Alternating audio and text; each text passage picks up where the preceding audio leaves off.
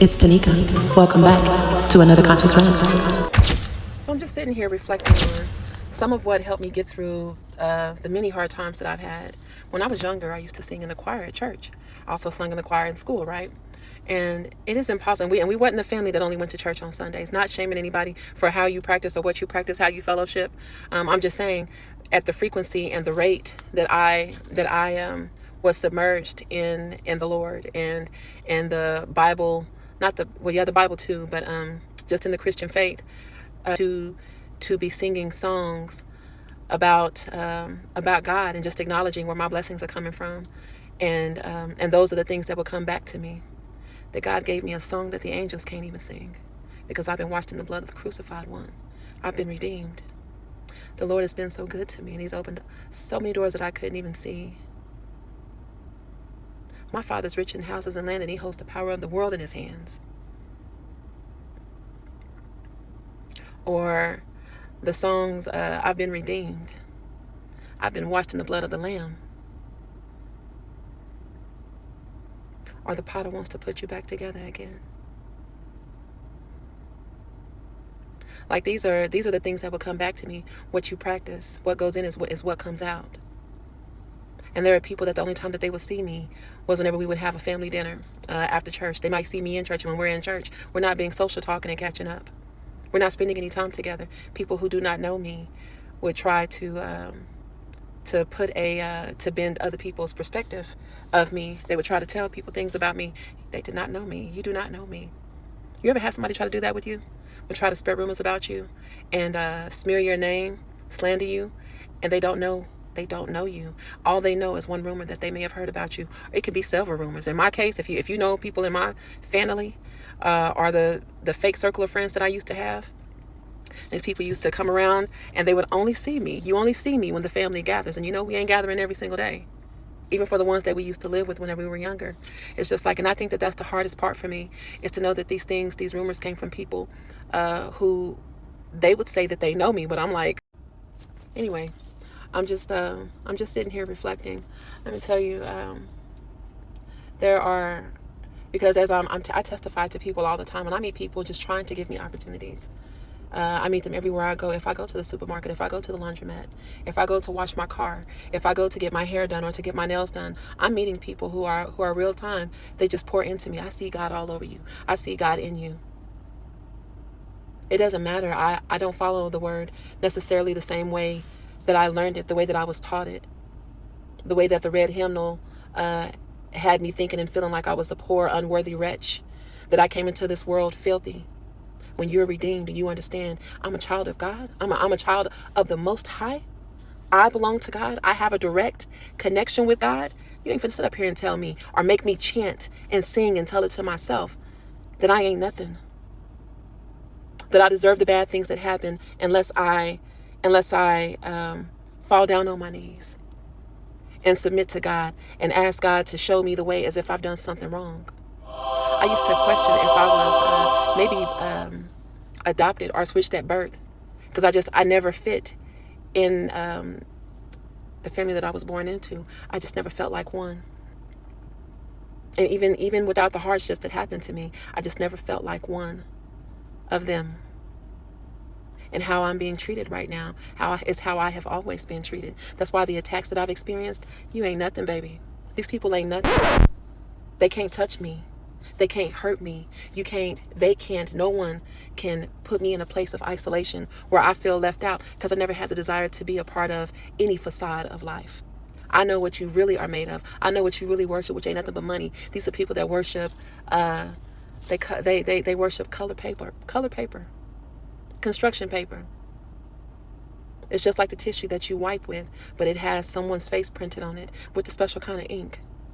I don't care about that. So how can you rob someone who's never had anything financially, financial wealth? How can you truly rob me? That's right, they can't. Anyone who is looking at this, if you're listening to me or looking at me, we may have that in common. It may be that you are, in your mind, you're in a tough space or in a tight space, because if you would just downgrade your life financially, then that could potentially take away so many of your worries, because that's the main thing that causes people to really lose it and to to want to disassociate with this world and with this life and just to kind of give up on life is their financial gains, the assets that they have. I never wanted a house to compete with anyone. I wanted a house so that me and my children and my grandchildren would know the life of uncertainty that I came up in. And that had nothing to do with how good or bad my mother or my father was, because both my mother and my father were golden. Both of my parents. Like, I'm so, despite what they went through, despite what was like this world, me and my sisters watched this place ball up its fists and give my mother and father everything that they had, everything that it had, every evil entity, every little attachment that can append itself or attach itself onto a marriage, to a beautiful, growing, thriving family, did it. From their friends to their families, to employers that would just see my parents out, and people, if for as many people of them, there were so many people jealous. There were so many people jealous. I've experienced that.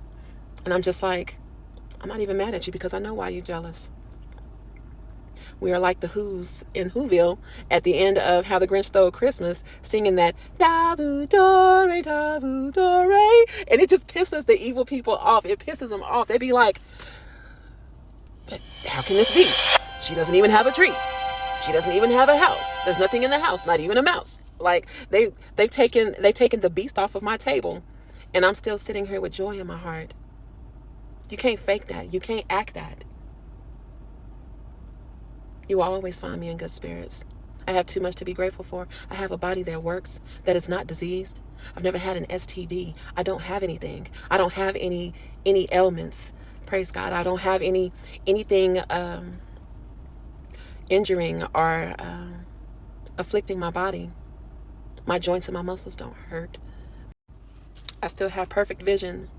I'm not diabetic, and I'm like one of the biggest girls. I'm actually the biggest woman in my family right now, in height and weight. I don't have no diabetes. I ain't got no high blood pressure, praise God. I don't have any of that.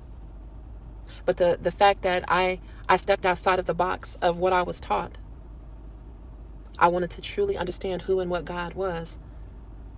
And God is so much more than the God the way that I was taught. There's some people that only know how to pray whenever they need something or want something. But for those who seek God, you'll see God in everything. You see God as the grass. You see God as the trees. You see God as these opportunities. You see God as the bad things that come to you too. That's one of the most underrated ideas and statements where it pertains to the beginning, where God presented. Because if God created everything, why don't you realize that means that God created evil also? That the darkness had to exist so that the light would be as brilliant as it is, and vice versa. What is light without darkness? What does that mean? And why has the truth of that been distorted? This conversation and me having it, I've been trying to have it since I was 5 or 6 years old. Just trying to understand. Not even to debate or to question. I'm not trying to call anyone out or disprove anyone. This is, a seek ye first. And I've always been about that, but I'm just saying. My faith is what brought me through being isolated when I was a child. My faith is what brought me through when I didn't have the answers for why I wasn't treated equal, and I knew I was better than people, that they were doing things to me that I would never have done to them. They were saying things to me and about me that I have never and would never say to anyone. My faith is what brought me through. And once that faith expanded outside of that church house, once that faith expanded outside of my mind of what I had been taught when I was thirsty to understand all of what it means to be of sound mind and body.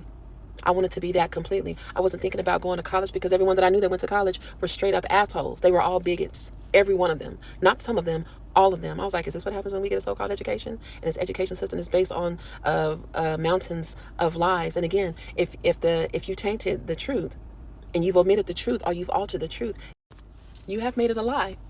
And no, you're not about to shank me for $70,000 to $130,000 for an education when everything that was learned 10, 30, 40, 50 years ago, aside from the philosophies, including science, including geography, including everything except for math, okay?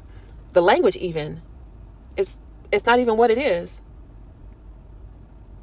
I don't subscribe to that vibe, man. I don't subscribe. I had some little cousins who, because you never know who knows who. You don't know if the people that you're talking to, just because they listen to you, it does not mean that they agree with you. And so for the women and men that were seemingly closest to me, who have run my name through the mud and told people things about me, these people have prevented me from getting jobs. They caused me to lose 2 really big opportunities that I earned fair and square. I'm not like them in that my mother and father put the down on my house, or that I had a relationship with someone who genuinely cared about me and loved me, who secured me and my children in a house, who wasn't abusive to me, who didn't cheat me. I didn't have that. Yet I'm still out here, healthy and beautiful and strong and intelligent and humble, not coming for anyone. I can congratulate you exactly where you are. I can see you for your accomplishments, and there is no comparing. Again, that goes back to how you were raised. My mama taught me that. My father taught me that. You should be focused on yourself. But there are people in their envy and their jealousy that they tried hand over fist to make me feel in a way. I'll never go back to that.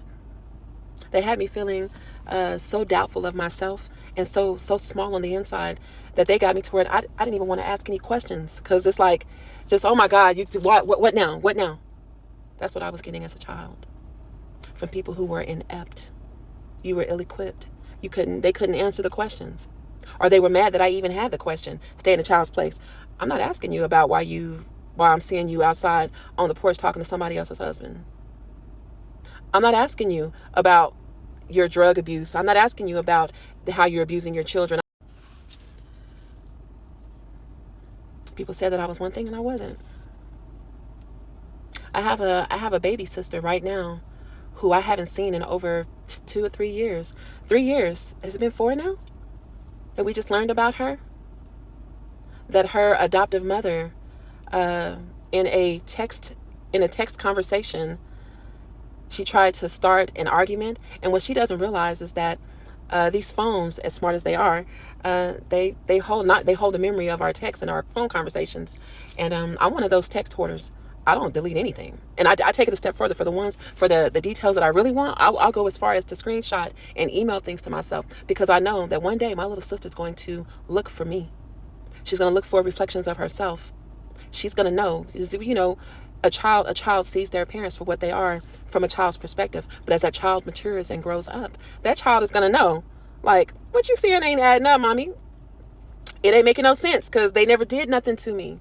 You're going to have to prove what happened, that you drove a wedge between people that had done nothing to me, between me and my sisters. Me and my sisters. I don't care if me and my sisters were homeless out in the street and none of us had anything. None of us could do anything. We didn't do anything for a wedge to be driven between us and our sister. We're sisters. We're not the parents who abandoned, neglected, or forgot her. If she's looking at this, we love you.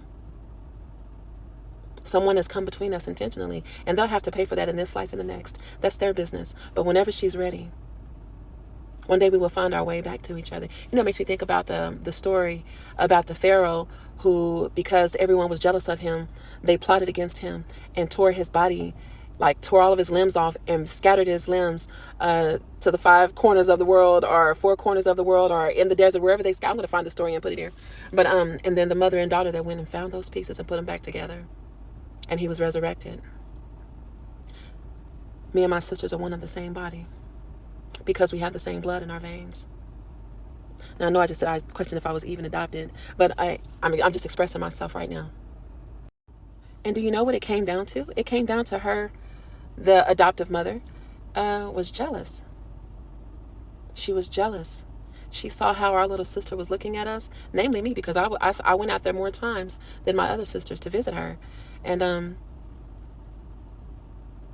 her hair was so shrunken. She had it appeared that she didn't have any hair. I straightened her hair for her the first time with just a blow dryer, not even a hot comb, not even a flat iron, just a blow dryer, and that baby's hair was down to her bum, to the bottom of her back, and she felt so beautiful. And they started paying for her to get her hair done.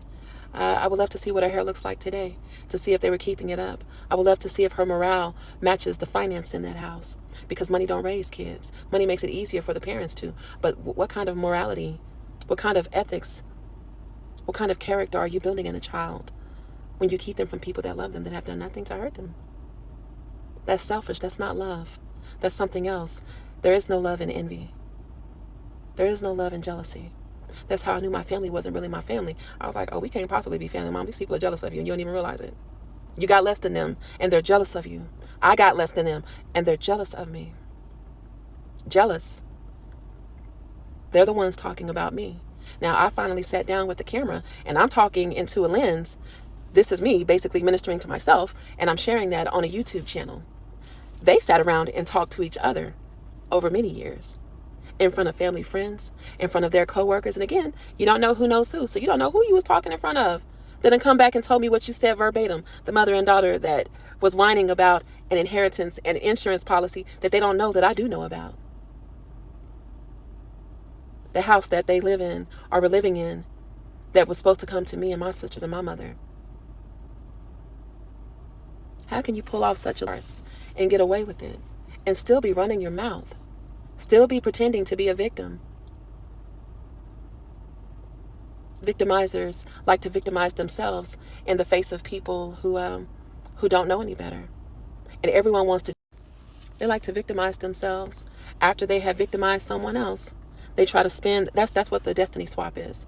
When they put you in a fallen state and then they blame you for their actions. You did what you did because you're evil. They do what they do because they're evil. They looked up and saw that I was working for the state. They looked up and saw that I was working for the federal government. And unlike them, it wasn't nobody that put my name in the hat and said, hey, look for this name and pull it out and hire her. I didn't have none of that. I didn't have no sorority sisters looking out for me, baby. I didn't have a sisterhood of women, a brotherhood of men looking out for me. I sure didn't have no family looking out for me. Yet they started seeing me pop up in places that they were working, earning a higher wage than they were earning. And they began to block those blessings. Now, how would you go about blocking those blessings? By spinning a bunch of lies. This is how I know the people who really do believe in God. They claim that they believe in God. They got crosses tatted on them. They got crosses on their neck, and they do evil shit. Anytime someone will go to the length, they'll go to the extreme of impairing your ability to take care of yourself. You are the definition of evil. That is the definition of evil. Because I'm not someone that I will ask anyone for anything. I have one or two uncles in my life, and that's only been here in the last 2 years that I uttered, can I borrow? I asked one and I could pay it back. I borrowed it from a company and paid it right back, just like I would have paid him back. But I asked him to help me, and he didn't help. He didn't help with the money. He didn't help with the ride. I never went back to him. I never said, but you said, I've been taking care of myself all these years. I told one uncle I needed help getting a car or fixing my car. He offered me gas money. He offered to come and pick me up. And I was like, I need more than that. And I left it alone. I ain't asked nobody to do a damn thing for me. But so many people have so much to say about what I have going on. It used to hurt a lot worse when I was younger, before I got to really lean into my faith, before those songs that I used to sing in the choir came back to me, before those scriptures started to return to me. We have the same grandmother, I think, but you didn't spend time like I spent time with her.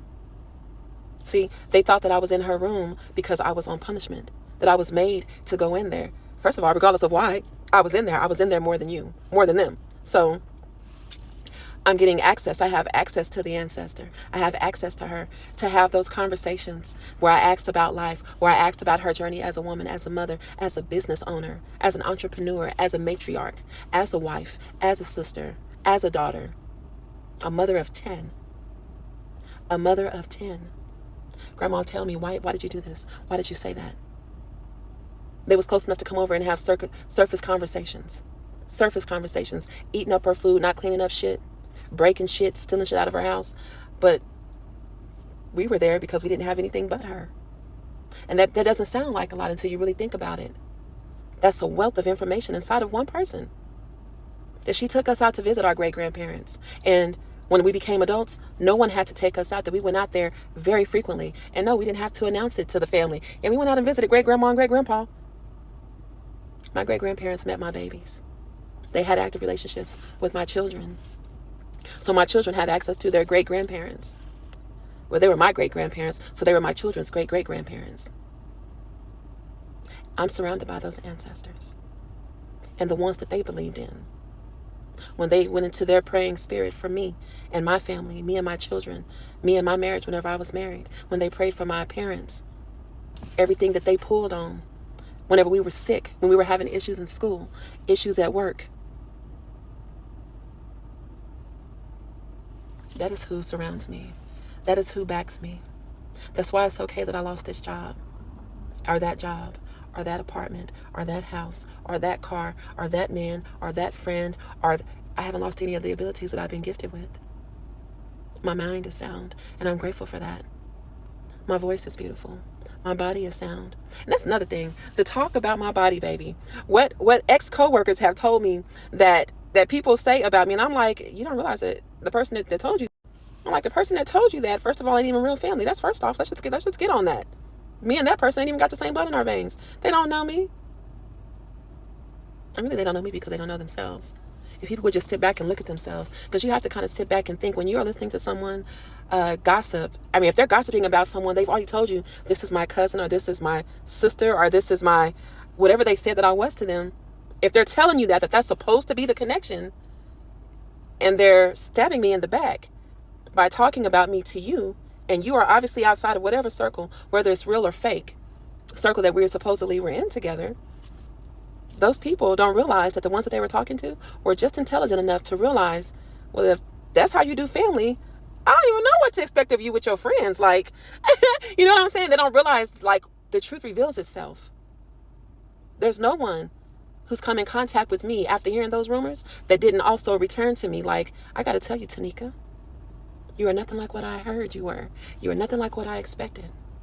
Some people come to me so confused, and so concerned, like, hey, I want to let you know that the people that you calling family and the people that you calling friends and so-and-so that you used to work with, they don't mean you no good. They saying this, and this, and off the top, even exes of a couple of, like, my exes and the women that they were just running their mouths to about me.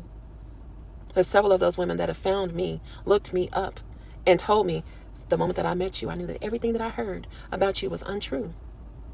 Everything. Just in this one conversation that I've had with you, I know that you're nothing like that. And then the bigger thing that they come to realize is that could be them. They're like, that could be me that this person is talking about, bad mouthing. I'm so sorry that you lost your job. I'm so sorry that you're displaced. I'm so sorry that this happened. And I'm just like, I don't even know how to receive that, because I'm like, I'm the one that had to live it. I'm the one that has been under attack, and I'm still here. And it's like, and on the flip side of that, not only did they get all that poison over there, when they talked to me, I could have spread and, how do you say, defended myself. Which defending myself to me is like, I can say not only was that a lie and that a lie and that a lie, but that person also did this and air that person's. It's like, have you ever been prayerful, genuinely prayerful for people that you knew were working against you? Has that ever been you? Have you ever experienced that? Because, again, I don't wish ill on anyone. I don't want anyone to suffer. What I've gone through, what I've been through in my life, I don't wish that on anyone. I didn't deserve any of that. And the people who have, they are the, like, Pinky and the Brain type masterminds behind what appeared to be my demise. All they did was put me in a position to receive more and more blessings. I have examples. I'll come back to that. But I'm grateful for that. I'm grateful for everything that's happened, because there are some people that if these things hadn't happened to me, I would never have met her and him and them and come into this opportunity and networked and made this connection. I would never have traveled over here if these people hadn't torn me down. They tried to strip me of everything, my dignity. They wanted me to feel ugly about myself. They wanted to isolate me. I'm like, how you going to isolate somebody that's already been isolated her whole life? How you isolating me? How you think I care about that? Because truly, I'm never alone. I had this one ex. He used to think, and he still tells people, yeah, she must work for some shadow company, some shell company, because he just could not figure out, like, how is she making it? Like, somebody got to be helping her. She ain't got no education. I didn't have no education. I had not been in the military. I didn't have favor in my family. I worked my ass off for the little bit that I had. I worked my ass off. I didn't have my hand out to nobody, asking nobody for nothing. Nobody was keeping my babies. I was taking care of myself, me and my children. When a man showed me that he couldn't be loyal to me, when a man showed me that he couldn't be kind to me, when he forgot all the kind things that I did for him, all the selfless acts that I did, that I committed for him, for them, for the couple of men that I married, I wasn't trying to tear them down. All I wanted to do was leave and regain my footing, regain my peace. These men, the few that I've ever been in, I can tell you to date what their favorite type of underwear was, what type of toothpaste they preferred. I bet you they can't tell you shit about me. I have girlfriends, my female friends, that share their darkest, deepest secrets with me. Just because I learned that they stabbed me in the back, I still never told any of their secrets. I never disclosed all of the wicked things that I know that they did, the things that I was helping them to try not to do, to be better than. Like, you're better than this, my sister. Why are you doing this? You were with this man and you knew that he had many other women. You knew you were just one of them. This one, she lost a baby by this man, and it broke her heart. And he left her isolated by herself. He abandoned her. And she learned that he was with another woman that had 4 or 5 kids that wasn't even his. And he was really trying to be there with that woman. This woman was talking about going and burning this girl's house down. And I was like, as your friend, I know like your other fake ass friends, they're going to be like your so-called ride or die. It's like, let's go get this blah, blah, blah, blah. I was like, I have genuine love for you. That woman is a woman just like you. You don't know what he told her. You don't know what he's telling her while it's appearing that he's choosing her. She's just one just like you were. And just like you didn't know, she might not know. She might not know that he was involved with you to this depth, to this degree. And you finna go and her children could be in there, everything that she's working for her and her children. What if somebody came over and just burnt your shit down? What are you talking about? I think she resented me for that. And it's not like I think I'm better than anyone, but I knew about karma. I knew about creating spiritual debt. Like, you can't just throw out and do things to hurt people. I'm always conscious, like, what if that was me? And it's like people just don't use that today. They don't think like that. I'm not saying like no one does, but of the people that I'm talking about. So if you're hearing this and you're like, I don't know what she's talking about. Hey, this just doesn't, if what I'm saying doesn't resonate with you, then it doesn't resonate with you. Maybe you've never been attacked the way that I've been attacked. Maybe you've not ever had to overcome adversity outside and inside of your family. People that had you doubting yourself. If you don't know what that's about, hey, this is not the channel for you. Maybe I'm not the person that you need to be looking at. Wait till I pick up some tarot cards and start reading. Wait till I show you some of the prayers that I've written. Wait till I show you some of the mantras that I use on a daily basis. Wait till I show you how I've been holding myself up spiritually. Because I want to help others to not fall in some of the cracks that I slipped through. Applying in programs that were based religiously. Like some of these programs, some of these people, they have help that for you to get the help, you got to subscribe to their God and believe what they believe. I'm not going to start like I can't go. Anyway, I'll come back to it.